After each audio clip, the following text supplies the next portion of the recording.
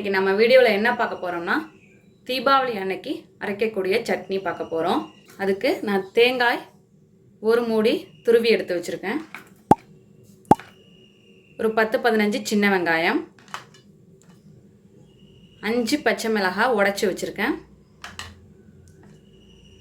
ஒரு சின்ன துண்டு இஞ்சி, ஒரு சின்ன துண்டு புளி, பொட்டுக்கடலை 1.5 டேபிள் ஸ்பூன், உப்பு தேவையான அளவு, எண்ணெய் தேவையான அளவு, தாளிப்புக்கு கடுகு கருவேப்பிலை. இப்போ எப்படி செய்யலான்னு பார்க்கலாம். ஒரு கடாய் வச்சுட்டு அதை எண்ணெய் சேர்த்துக்கோங்க.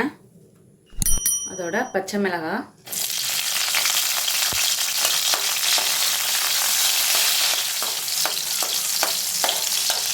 பச்சை மிளகாய் நல்லா வதங்கிடுச்சு.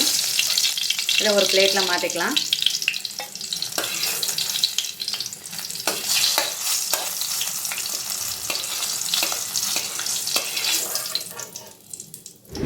இப்போ இதோட வெங்காயம்,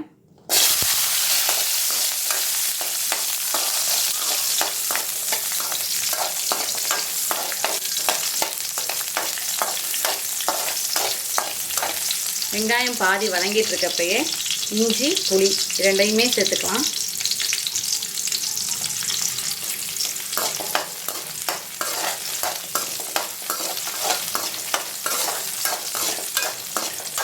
நல்லா வதக்கிக்கோங்க. வெங்காயம் நல்லா கலர் மாறுற வரைய வதக்கிக்கோங்க. இப்போ வெங்காயம் நல்லா கலர் மாறிடுச்சு. இதையும் பிளேட்டில் மாற்றிக்கலாம்.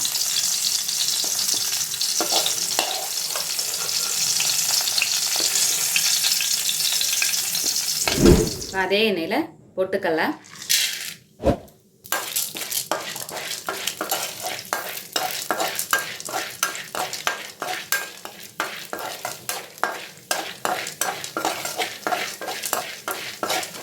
பொட்டுக்கடலை நல்லா கலர் மாறட்டும்.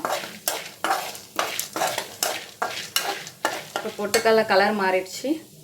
இதையும் பிளேட்டில் மாற்றிப்போம்.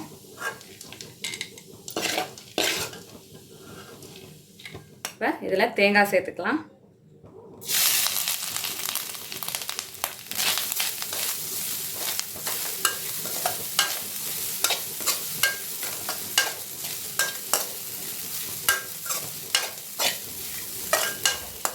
இப்போ நல்லா கலர் மாறிடுச்சு தேங்காய் பூ.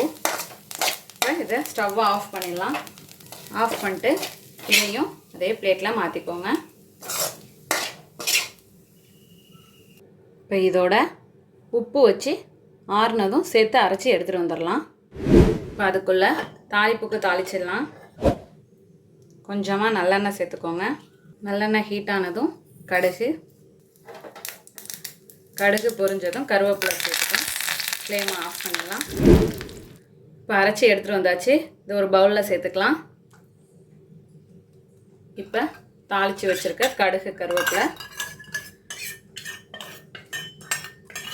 சேர்த்துட்டு கலந்துக்கோங்க.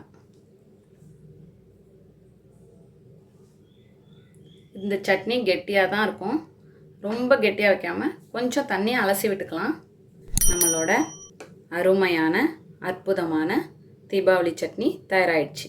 இதே போல் நீங்களும் உங்கள் வீட்டில் செஞ்சு பார்த்துட்டு எப்படி வந்துச்சுன்னு கமெண்ட்டில் சொல்லுங்கள். தேங்க்யூ.